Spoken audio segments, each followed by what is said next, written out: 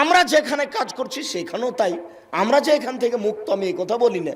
আজকের প্রোগ্রাম যে এরকম এ কথা নাই, প্রায় 99% প্রোগ্রামই এরকম।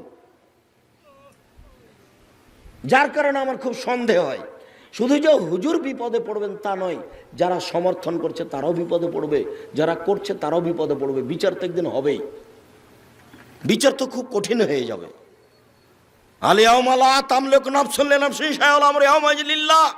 বিচার শুরু করার পূর্বে আল্লাহ বলবেন, শোনো আদম সন্তান, আজ কেউ কারো কোনো উপকার করতে পারবে না, একচ্ছত্র মালিকানা আমার হাতে থাকবে।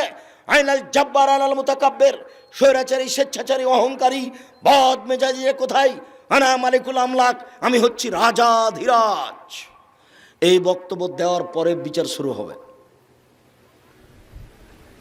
বিচার কোনো সাধারণ জিনিস নয়, কেউ টিকতে পারবে না আল্লাহর বিশেষ দয়া ছাড়া।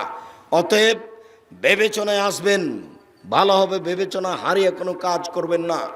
সম্মানিত দিনী ভাই বোন, রাসূল সাল্লাল্লাহু আলাইহি ওয়াসাল্লাম বলেন 3 শ্রেণীর মানুষ জান্নাতে যাবে না। 1, মধুবনুল খামর, নিয়মিত বিড়ি, তামাক, জর্দা, সিগারেট, গুল, নেশাদার দ্রব্য খায় পান করে যে। 2, মুকাদ্দিবুন বিল কাদারে, ভাগ্যকে অস্বীকার করে যে। 3, মুসাদ্দিকুন বিসসিহরে, জাদুকে বিশ্বাস করে যে। জাদু দেখা হারাম, জাদু করা হারাম, জাদু দেখা হারাম, জাদু করা হারাম। এরা জান্নাতে যাবে না। 3 থাকলো ভাগ্যকে অস্বীকার করা।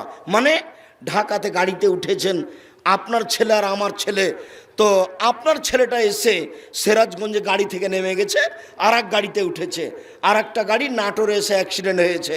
তখন আপনি বারবার বলছেন, আহারে আমার ছেলে যদি ওই গাড়িতে থাকতো তাহলে অ্যাক্সিডেন্ট হতো না, আহারে আমার ছেলে যদি ওই গাড়িতে থাকতো তাহলে অ্যাক্সিডেন্ট হতো না। এর নাম ভাগ্যকে অস্বীকার করা।